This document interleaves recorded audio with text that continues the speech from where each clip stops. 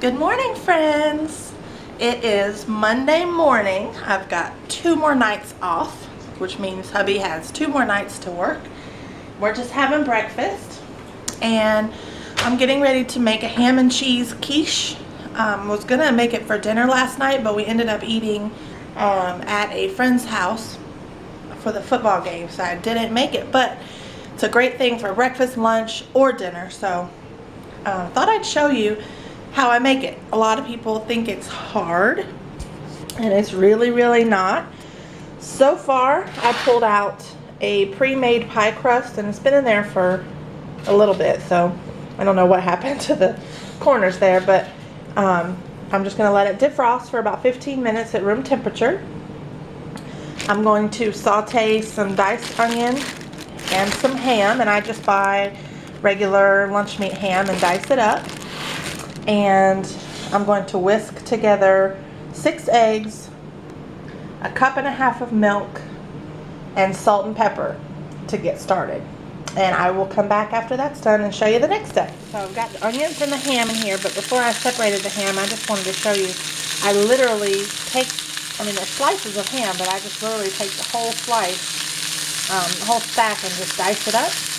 And then as it cooks down, it separates, and I can help it separate as I stir it around a little bit. And I've got the eggs, milk, salt, and pepper mixed up. It always looks like it's going to be too much milk, and it's not. It's good, but I probably won't use all of this for the pie pan. It just looks like it's too much, especially once we get the ham and stuff in there. So we'll see, and I may just have to save the rest of it for later, and I'll have to look up and see if I can freeze it, which I'm sure I can. You can freeze just about anything. Sauteed up the ham and the onions, and it goes right in the bottom of the pie pan.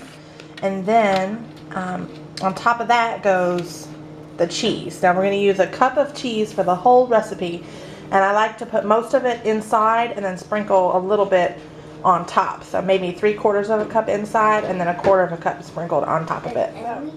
Excuse me. Like I expected, all of the mix did not fit in one. So this recipe must have been for 2 quiches, which sometimes I'll make and then freeze the other one. But I only had 1 pie crust.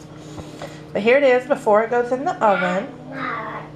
And the oven is set on 375. And we're going to bake it for probably close to 45 minutes until the middle is no longer jiggly. And I think what I'm actually going to do with this one, I'm going to put it into muffin tins and make little individual crustless ones. So that'll be good for, then you can freeze those once they're cooked and then just warm them up in the microwave. Doing what was left, ended up making 6 individual little egg cups. So I'm going to bake those right along with the quiche and just check on them a little more frequently than the quiche. And I put the quiche on 35 minutes at first, so I can check it since it's a little bit smaller than the last one I made. I can check it at 35 minutes and then add time on it if I need to. All done. Actually only took about 25 minutes for both. And it will continue to cook a little bit. Just want to make sure, yeah, those are done. What was I saying? Okay, it only took about 25 minutes. I guess it's a smaller quiche. I wasn't thinking about that again. I don't like how these are like settling, but they're still good because they're done. You can tell they're done by how they're pulling away, and they're not soft in the middle. So there you go. There's a ham and cheese quiche. Easy as pie, literally.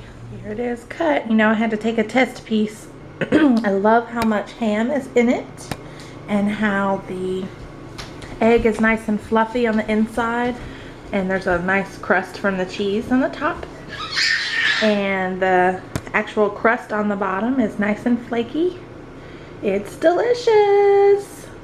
I think I'm gonna make some roasted potatoes with it to have for lunch.